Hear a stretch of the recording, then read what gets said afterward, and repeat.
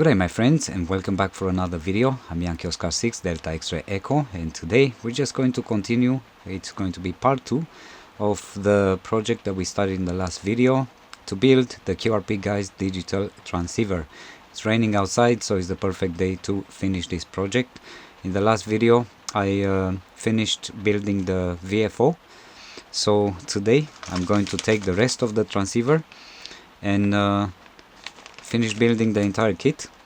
We're going to test it and hopefully it will work, and we'll do some tests on air and do some FT8 or whisper or something like that. So I'm not going to waste your time with a long intro. Let's get right into it and finish building this transceiver, because after 4 years I think it's about time to get it to work and hear it on air.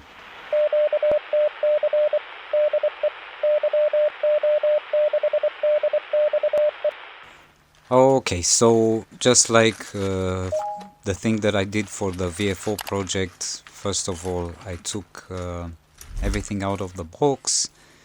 I didn't show in the video, but I actually checked to make sure that I have all the components. I recommend you to do that for any kit that you're trying to build. And after that, it's just something that I do most of the time. I'm just organizing all my components, you know, like ceramic capacitors to ceramic capacitors, transistor to transistors, and so on. I haven't done that in the video right now, but usually I always measure the components, and I recommend you to do that. And then of course I had to start doing my nightmare. The thing that I hate the most is to solder the SMD components. I had 3 IC circuits, and this one over here, the big one, didn't turn out so well. So I'm kind of afraid that the transceiver might not work. I might messed up the soldering, but I do hope it works. And here I soldered all the resistors, the diodes. Just pay attention to make sure that you're placing the diodes in the right position. And yeah, after that I started soldering the rest of the components. I usually start with the transistors.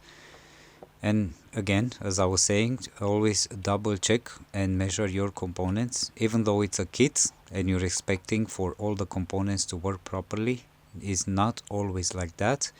And the good example is here, when one of the BS170 transistors didn't actually work, and I had to replace it with, thank God that I had a little bag with BS170 transistors from my friend Andre, Xiegu G106 Tango Juliet Juliet. So yeah, I just checked this one and I soldered it on the board. After that I wound the only inductor that I had on the main board of the transceiver. So I finished placing all the components on the board, and right now all I have to do is to connect everything, the VFO, to place it on the board. And over here I built the 20 meters band low pass filter. For now it's just the 20 meters band, because I'm still thinking for the other 2 what bands I want to use. One of them definitely is going to be 40 meters, but I'll build it after I finish this video. And I have to pick the 3rd band, which I'm not sure exactly which band I'm going to pick. I'll think about that. We'll talk more about this in part 3, when I'm also going to tell you my opinion about the transceiver, because I get to use it for like a week and you know, try to form myself a decent opinion and honest. So right now I'm just going to place the low pass filter here on the board. Alright, and then over here I have to connect the VFO. And before placing all the, you know, I have these plastic spacers and so on. I just want to check to make sure that it works, and that is because I'm afraid of that the IC that I soldered, and I wasn't sure if it's going to work or not. So I'm just going to turn it on first, and if it works, technically it should show me the 20 meters band, because it should detect the low pass filter for the 20 meters band. So let's see. Whew. So it works for now at least. So I have 14.074 megahertz on the display. Alright, let me put it together really quick, and we'll do a quick test to see how it works on air. When it comes to working on personal and custom PCB projects, there's nothing better than having on your side pcbway. They have great PCB prototyping services, PCB assembly, SMD stencils, CNC, 3D printing, and a lot more available for you. All you have to do is to design your PCB board, upload the Gerber files to the pcbway website, place your order, and wait for the order to arrive. And as soon as you get it back, you can start placing your components and your project is done. And it looks wonderful too. And if you don't have an account for pcbway, have a look down in the video description. You'll have a link that you can register for your new account, and you'll get a discount on your first order. As I'm always saying, pcbway is the way. So here we have it, all completed, with the low pass filter installed, with the VFO board, the spacers and everything. So yeah, I can't believe it. After 4 years I finally got to finish building it. Oh, by the way, these are all the parts that I have left to build the other 2 filters. So I'll probably do this once I finish filming this video, and I'll try to pick the bands. Yeah, 40 meters definitely. Not sure about the third one yet. I'm still thinking about it. Alright, so I'll do the test first and then I'll connect it on air. So I have my Xiegu G106 set up on the 20 meters band, 14.074 megahertz. I placed a jumper over here so I can attach it to ground. There's a point over here on the bottom board that says connect this to ground to force transmit. So this way I can test the output power. And right now I'm on the battery pack, which is not fully charged, so definitely it's not going to be 5 watts. But I'm getting about 4.5 watts, so definitely at 12 volts or even maybe 13.8 volts I will get even more than 5 watts. So fantastic. I do get the right power output. Right now let's test it on air really quick. So I connected the transceiver to the computer just to do a quick test for today, so we can finish with this video. And right here I have the line out that goes to the computer, to the line in of the computer, and from the headphones output I have the connector over here, the audio connector. It's 2 regular audio jacks connectors, power, and right now I'm powering it from the power supply with 12 volts, and here is the antenna. And if we look on the screen right now, we are receiving. So what I did for the setup, if I go into the settings, on rig control I click none, and PTT method it's Vox. General, that's the rest of the stuff. Over here I set up my line in and the speakers output, and pretty much that's it. Everything else is set up the way I usually use it. So right now I'm going to click the tune button to make sure that it transmits. And it does. If you look on the transceiver, every time I click the tune button, the red transmit LED, it turns on.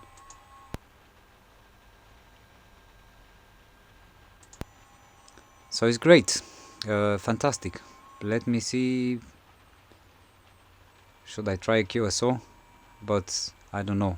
I have to figure out if I can do that really quick. So let me find some empty frequency.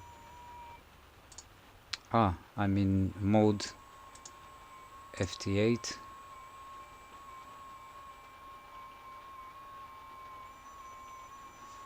Let me see if I read anything on the screen.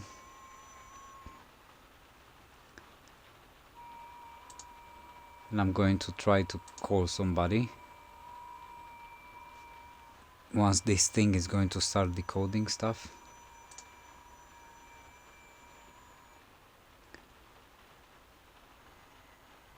Or let's just call a CQ maybe.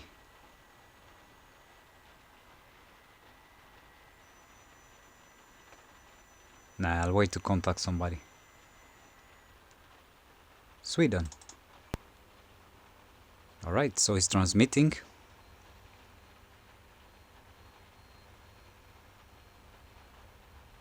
It's fantastic, I can't believe it. You know, I really thought that I messed up when I soldered that first IC. But I did check that 2 times, 3 times and measured with the multimeter to make sure that it works fine. So yeah, let's see if Sweden will hear me. If not, I'll try somebody else, probably closer.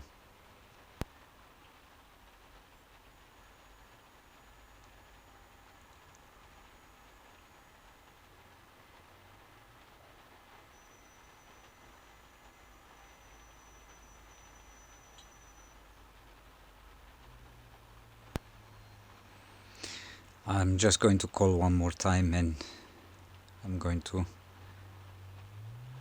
give up on this station and try another one.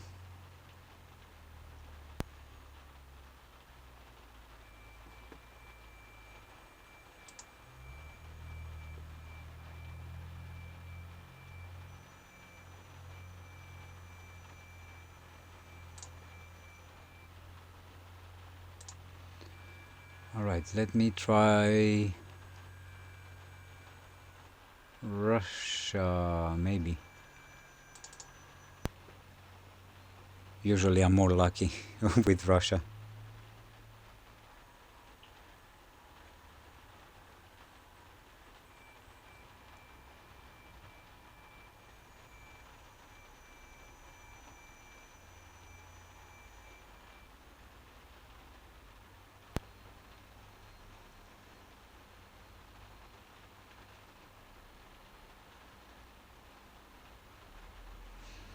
Let me turn on the Xiegu as well, so we can monitor the audio.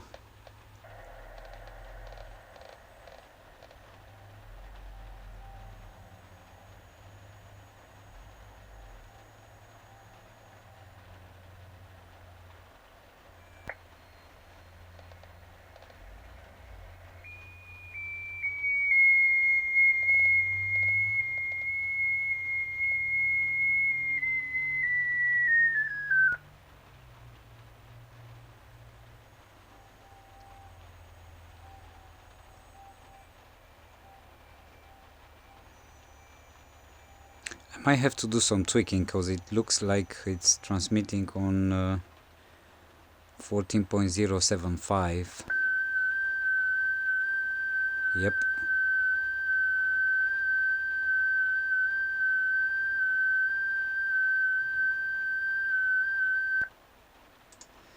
I'm going to stop the transmission just so I don't bother anybody. Anyway, so it works. I'm really happy. So what I'm going to do now, I'm going to stop the video here just so I can do some tweaking around. I need to search into that on how to make sure that it transmits on the right frequency, and I'll come back with part 3 probably towards the end of the week, maybe on Friday, and I'll let you know about the opinion, the final opinion about this transceiver, and probably by then I will build the other 2 low pass filter bands, and I'll make a demo. I'll prepare a proper demo both for Whisper and FT8 and FT4 and maybe other digital modes, and some receiving demonstrations as well, just because I can receive the entire band on the 20 meters band, for example, and even outside the band. So yeah, just trying to keep this video short. So yeah, I'm glad it works. I can't believe it. Trust me, I was so scared with that IC. You have no idea.